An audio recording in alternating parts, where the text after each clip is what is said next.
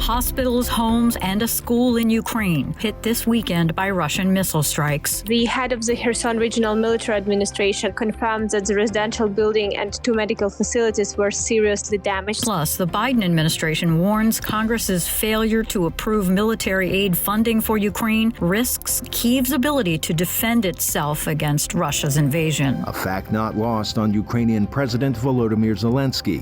In a recent interview, Zelensky said Ukraine must not allow the world to forget that, like Israel, his country is fighting for its survival. And later in the program, as Russia extends her detention, the husband of an American-Russian journalist being held in Russia speaks to VOA. Today is Monday, December 4th. From the Voice of America, this is Flashpoint Ukraine.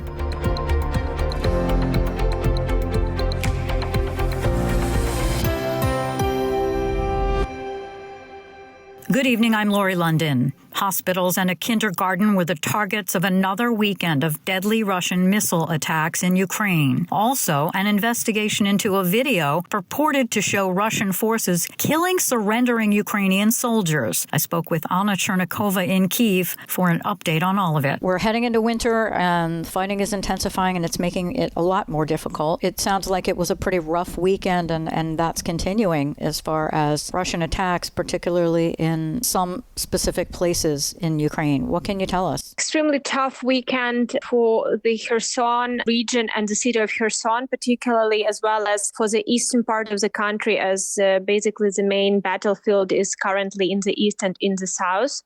But let's first talk about Kherson. So on Sunday, a residential building and 2 hospitals in the city were hit. According to the official sources, what was confirmed that 2 people were killed and 7 injured.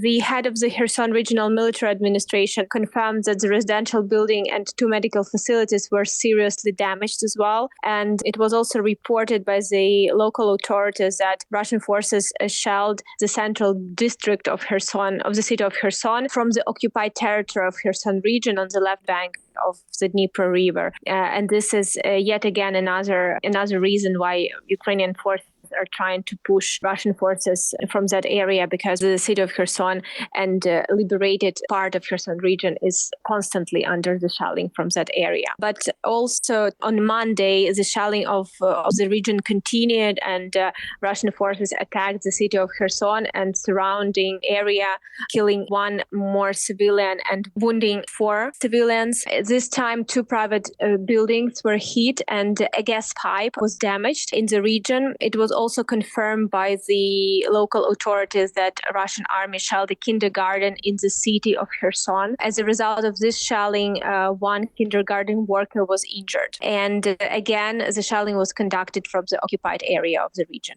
Also, we're hearing reports that Ukrainian officials have launched an investigation into allegations that Russian forces killed Ukrainian soldiers that were surrendering, and that apparently they were shot at close range. Are you hearing anything about that? At this point, there is information coming from Ukrainian military that on December 2nd, a video of the execution of the surrendered Ukrainian soldiers appeared online by the deep state media source, showing that Russian soldiers were basically executing Ukrainian soldiers who surrounded in the area of the village of Stepove in the Donetsk region, according to preliminary information. This location was confirmed, but again, we cannot verify this information independently at this point. The armed forces of Ukraine also confirms that investigation of this event is ongoing. And then later on December 3rd, the head of Avdiivka city military administration in the Donetsk region said that Russian soldiers who executed unarmed Ukrainian soldiers were killed at the battlefield during the hostilities.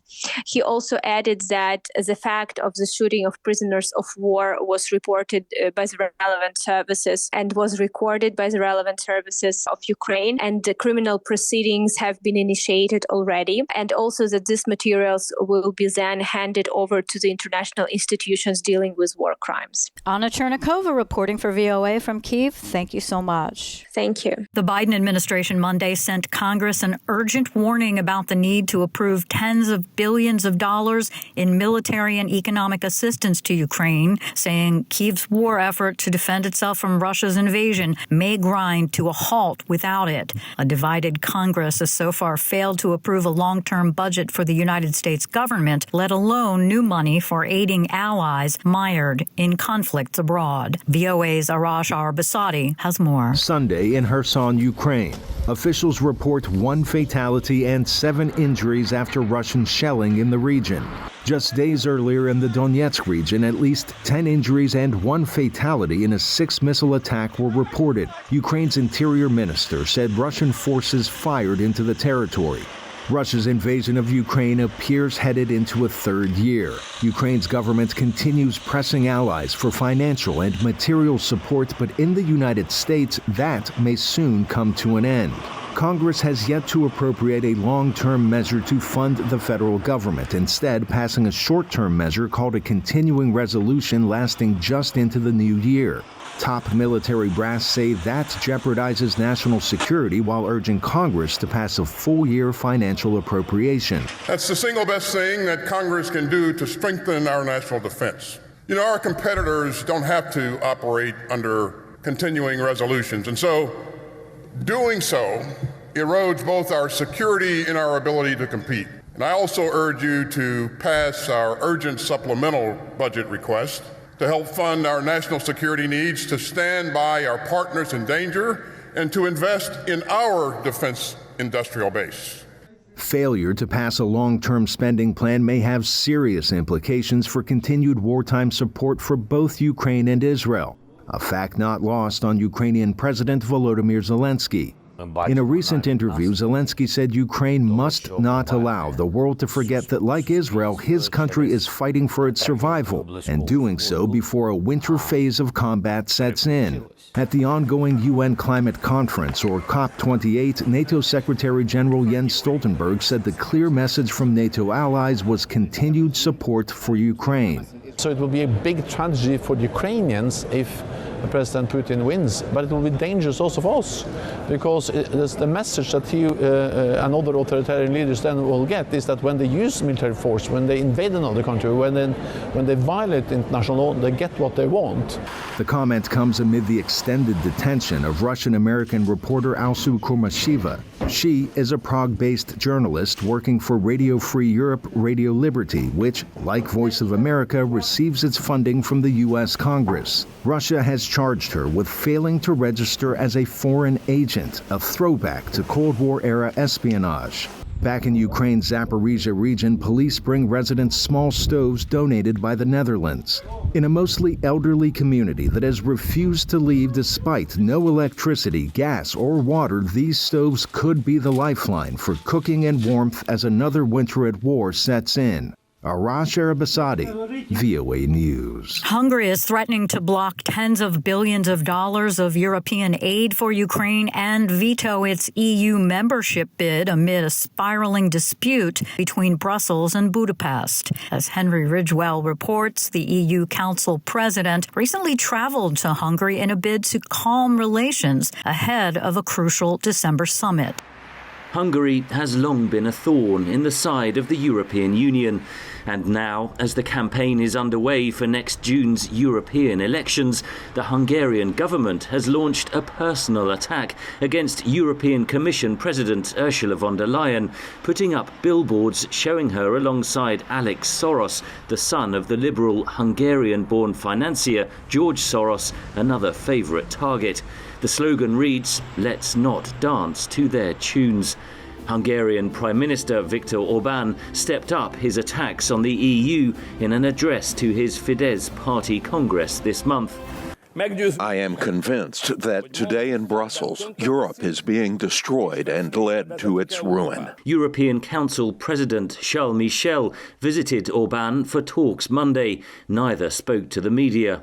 The EU is continuing to withhold around $24 billion from the bloc's post-COVID stimulus fund over concerns about the rule of law in Hungary, including the independence of the judiciary and freedom of the press. In a letter to Michel last week, Orbán reportedly threatened to block a $50 billion EU aid package for Ukraine. He also said he would veto Ukraine's future membership in the bloc unless EU leaders agree to review their entire strategy of support for Kyiv. Analysts say the policy could backfire. Orbán is increasingly isolated within the European Union, and it hurts. It hurts not only symbolically, but it hurts economically as well. The Hungarian economy is not in a very good shape, and the lack of the EU funds and the frozen EU funds due to rule of law concerns, but also due to the government's outlier position in the Russia-Ukraine issue, and also its EU bashing clearly played an important role in freezing these funds. Brussels released $1 billion of the frozen funds last week in an effort to overcome Hungary's objections, but it's not clear if that will be enough. EU heads of state are due to meet December 14th to discuss opening formal talks on Ukraine's membership application. Hungary has said there is no way those talks can proceed with a country at war and has urged Kyiv to seek peace talks with Moscow. Ukraine has said it will not open negotiations until Russian forces leave its territory. Ukrainians just don't believe that Russia can be trusted, and that's why they see the EU and NATO membership as the only security guarantee, not just for Ukraine, but for sustainable peace and stability in Europe. Any blocking of EU aid or veto of Ukraine's membership application would raise the stakes further in the increasingly bitter dispute between Budapest and Brussels.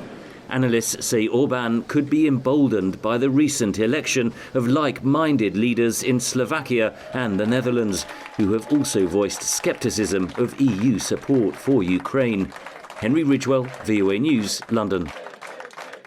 A Russian court Friday ordered American-Russian journalist Alsu Kurmasheva to remain in custody until February 5th. The editor for Radio Free Europe, Radio Liberty, has already spent at least 48 days in prison on accusations that she failed to register as a foreign agent. Kurmasheva denies the charge. VOA Russian Services' Ksenia Turkova spoke with Kurmasheva's husband, Pavel Buturin, about her case and why he believes Russia is detaining his wife. Pavel, there are a lot of repressions now against Russian journalists in Russia.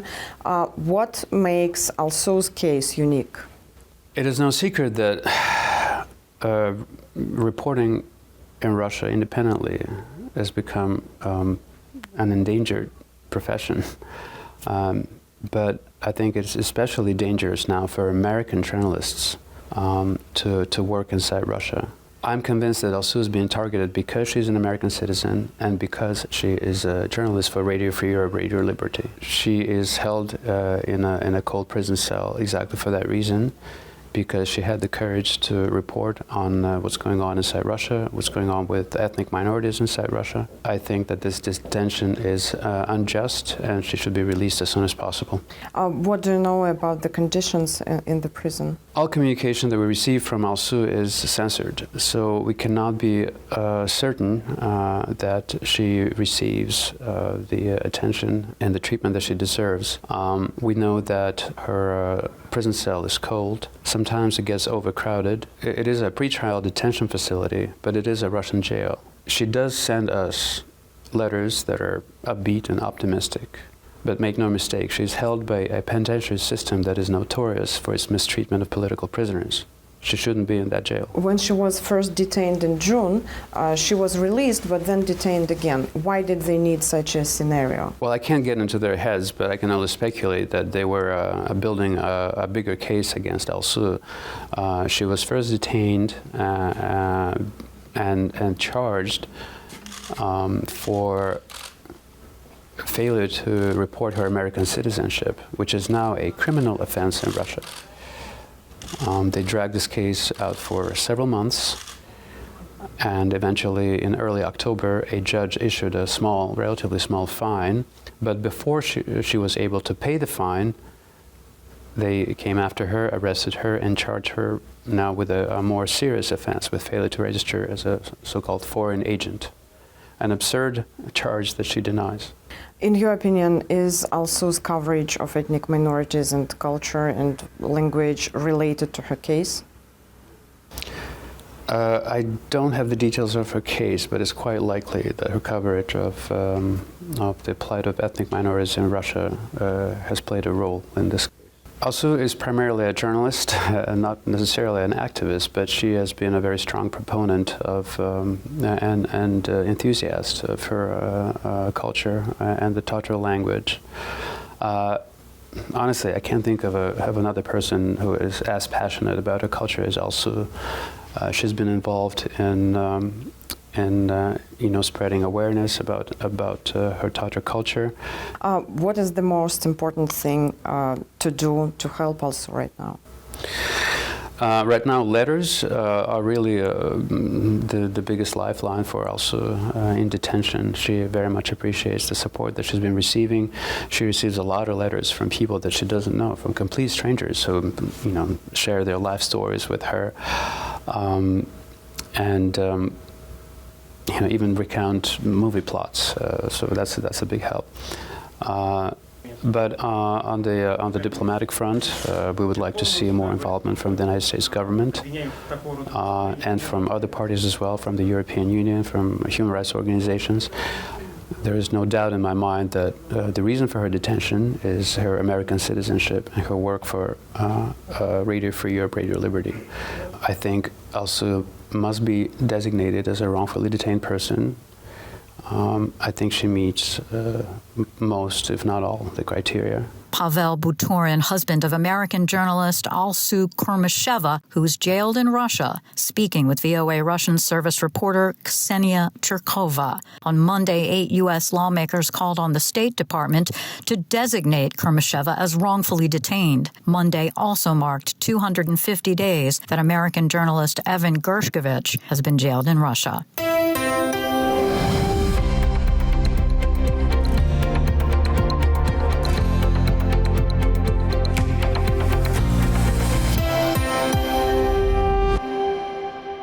You're listening to VOA's Flashpoint Ukraine. I'm Lori London. Ukrainian diplomats negotiate both climate change and Russia's war on their nation at the COP28 climate conference in Dubai. On Monday, officials announced a major investment for expansion of a wind farm in the Mykolaiv region. Kyiv continues its efforts to work for clean energy as Russia's war lurks in the background. Jeffrey R. Pyatt, U.S. Assistant Secretary of State for Energy Resources. Putin has made energy one of his weapons. He's done that with his drone and missile attacks on civilian energy infrastructure. He's done that by turning off the gas pipelines in order to try to weaken Europe's resolve to support the Ukrainians. So we have recognized from day one that for Vladimir Putin, energy is just as much as part of his war strategy as are his tanks and his missiles. And with more attacks as snowstorms already grip the country, Pyatt decried Moscow's continued attacks on Ukraine's energy infrastructure. We're trying to build a future economy which is connected, which is sustainable, which creates opportunities for collective prosperity. Putin is dragging us back to the law of the jungle. He has to be defeated. Ukraine energy firm DTEK CEO Maxim Timchenko praised crews who built the first phase of that wind farm while spending a third of their time in bomb shelters. They walk in armors and they see missiles flying above their heads. And this is conditions under which we build the first phase. That's why we are proud of this achievement. And moreover, it gives us more confidence to build the second phase and complete this project. Officials highlighted how its turbines would be spread far enough apart to survive any Russian missile attack. Russia last winter destroyed about half of Ukraine's electricity infrastructure by firing over 1,200 missiles and drones at power plants, including generating plants and power lines. Russia continues launching air attacks at Ukraine's capital and other cities, but Ukrainian officials say the country's skies are protected protected by weapons sent to Ukraine by its allies, and one of them, the U.S. Avenger air defense missile system, stands out. Anna Kustchenko has the story. This Ukrainian fighter, who goes by the call sign Festool, a former furniture maker from Kyiv, operates this American anti-craft missile complex known as Avenger. We have knocked down the Shahed drones as well as missiles already. In February 2023, this fighter, among many others, was sent abroad to receive training on the Avenger air defense system. Normally, he says, this kind of training takes months, but he had only 2 weeks. One of the reasons for such speedy learning is that Russia's shelling is extremely intense. Hit the target. In March 2023, the first Avengers went online in Ukraine. Military press officer Vitaly Georgiev says they are protecting both civilian and military targets. Russians attack not only the military facilities, but also critical infrastructure and civilian population. So almost all air defense systems are used to defend these facilities and civilian buildings as well. Before Russia invaded Ukraine, Avengers were never used against drones, says Festool. Because of that, he and his comrades are constantly in touch with their United States colleagues to share this new experience and the new practical application of Avengers. They didn't have such trouble with drones like we do. Normally, these Stinger missiles are used to hit the enemy's airplanes and helicopters. The full deployment of the combat complex takes only 15 minutes, from the moment the alarm sounds to the first shot. It only takes 2 people, the driver and the gunner, to operate the system.